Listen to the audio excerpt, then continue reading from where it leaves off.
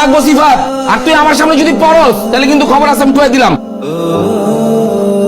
সিফাত কই? ভাইয়া তো বাসায় নেই। তোমাকে ফ্যামিলির সবগুলি সিটার, বাসা থাকার পরও দরজা খুলে না। সিফাত আমার 5 লক্ষ টাকা মারিয়ে দিছে। আগামী 7 দিনের মধ্যে যদি আমার টাকা না দেয়, টাকা কেমনে তুলতে হয় এটা আমার জানা আছে। ভাই কি হচ্ছে তোর? এই ভাইয়া আমি মায়ের জন্য ওষুধ কিনতে গিয়েছিলাম বাজারে, রহমান ভাইয়ের সাথে দেখা হয়েছে। ভাই আমাকে বাজারে সবার সামনে অনেক আজে বাজে কথা বলছে। কি আজে বাজে কথা বলছে? টাকা পেলে মানুষ এমন কথা বলি। এই তুই ভাইয়ের এগুলো বললি কেন? এখন কি যে হবে? এই তুই আরে কি কইছস রে? যার সাথে তাই কইছি। কি কইছস কি তুই আমারে ক? কইছি তুই সিটার, তোর পরিবারের সবাই সিটার। তোর কাছে থেকে আমি টাকা পয়সা উদ্ধার করেছে সেটা আমি জানি। বাড়াবাড়ি করতেছিস কিন্তু কই দিলাম রহমত। এ বাড়াবাড়ি কি করছি?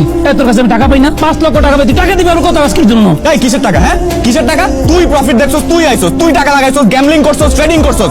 তারপরে যখন ব্যবসা গেছে টাকা শেষ, তাও আমি লায়াবিলিটি নিছি যে আমি তোর টাকা ফেরত দিমু। তাই বলে তুই আমার বোনের কাছে গিয়ে উল্টাপাল্টা কথা বলবি? এ উল্টা পাল্টা কইছি কি জন্য? ভাই তুই উল্টাপাল্টা কথা বলছিস? আমি টাকা পাই না। কি করছিস? কি করছিস? শোন, আমার টাকা কিভাবে উদ্ধার করতে হইব সেটা আমার জানা আছে। তুই আমার টাকা দিবি। অদেখ বলে মন খারাপ?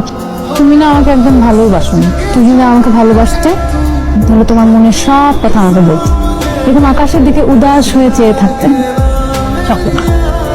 তুমি সবসময় আমার এরকম খাওয়াও কেন? কারণ তুমি গরিব। আল্লাহ তাআলা গরিবদেরকে খাওয়ালে অনেক খুশি হয়, তারা তখন মন থেকে দোয়া করে। দোয়া পাওয়ার জন্য আমাকে খাওয়াও। মজা করছিলাম। আমি একটা বিষয় তোমাকে জিজ্ঞেস করতে চাচ্ছিলাম, আমার কেমন যেন লজ্জাও লাগছে। তোমাদের বাসায় রুম কয়টা? আমার বাসার রুম কয়টা দিয়ে কি করবো? তোমার বাসায় রুম কয়টা বলো না? 2টা আর একটা ড্রয়িং। কেন? বাসা ভাড়া দিতে পারো ঠিক মতো? বাবার পেনশনের টাকা পায়, কাটাকাটি হয়ে যায় আর কি। 3 বেলা খাওয়া দাওয়া? কি জানতে চাইতেছো? 3 বেলা খেতে পারো কিনা? পারি। তাহলে তুমি আমাকে বিয়ে করে ফেলো। মানে মানে আমরা বিয়ে করবো?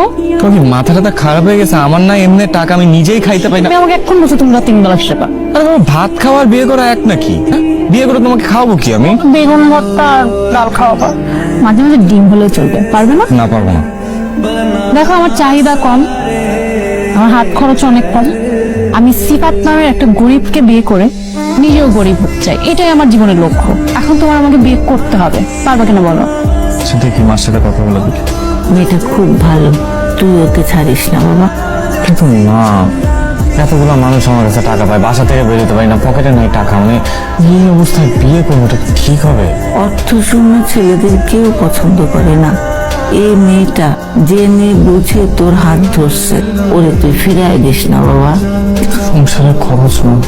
তোর বাপের পেনশনের টাকায় আমরা 3 জন যদি কোনো রকমে খেয়ে পরে বেঁচে থাকতে পারি, আরেকজনও পারবে।